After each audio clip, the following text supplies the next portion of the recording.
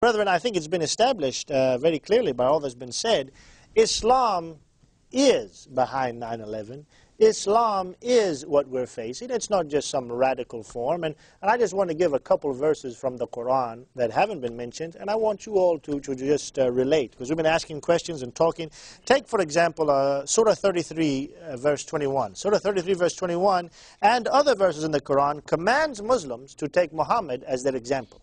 The whole idea of the Sunnah, in which contains the hadith, is Muslims are supposed to follow Muhammad in everything.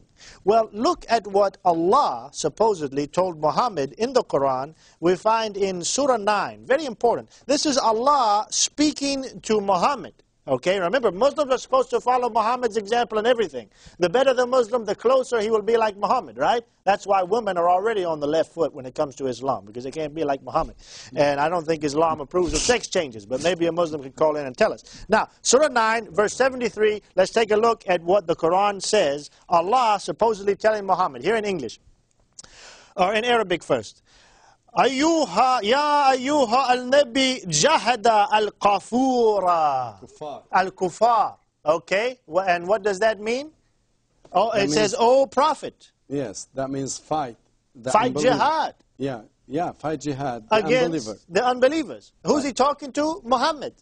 So Allah told Muhammad. You have to say who are the unbelievers. Who are the unbelievers? Well, not only that, the munafiqun as well, the hypocrites, which of course would be other Muslims, maybe who have come back in other verses that have, Obama. That's why Muslims have Muslims wars, because there's only one group who is right and the others are munafiqun. Did you see that? What Obama said as in a defense that Islam is peaceful? Al-Qaeda has killed more Muslims than anyone else, so apparently that means they're not Muslim. What about Muhammad? What about Islam? As you pointed out, they're always killing Muslims. So Muhammad himself is commanded to fight violent jihad against the unbelievers. And one more verse I want to share, and then I'm going to be quiet and let you all discuss. And I want Muslims to call in, because our topic, 9/11 equals Islamic jihad. And we have Muslims. I don't know why Muslims all around the world want to deny that that was Muslims. You know, the Jews did it. The Jews did everything, Gary. Maybe you found that out by studying Islam.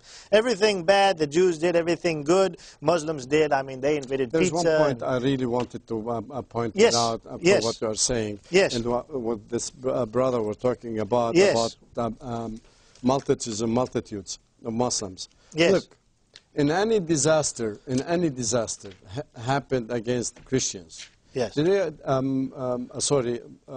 happened against Muslims, like any flood or explosion or anything. Sure. Have you ever seen one Christian standing in the street, shaking hand of the other Christian and giving sweets in the street because this disaster hit the no, but what happened on 9/11? Exactly. Not just in Hamas and Palestine. That's what was part of Mr. Obama's speech, that the Muslims, blah, blah, blah, blah, blah, blah. And I said, I would want to ask him, what about those millions and millions of Muslims who walked out to the streets of Jordan and Pakistan, giving sweets and shouting in happiness? All over. We didn't get much video coverage on that, but I understand it was all over the Muslim. Exactly. Well, you know, there's a lot of things that don't get coverage. And what amazes me, still amazes me every time I think about it, is didn't Muhammad have slaves? Yes, absolutely. True. Absolutely. Didn't he have black slaves? He did. Right.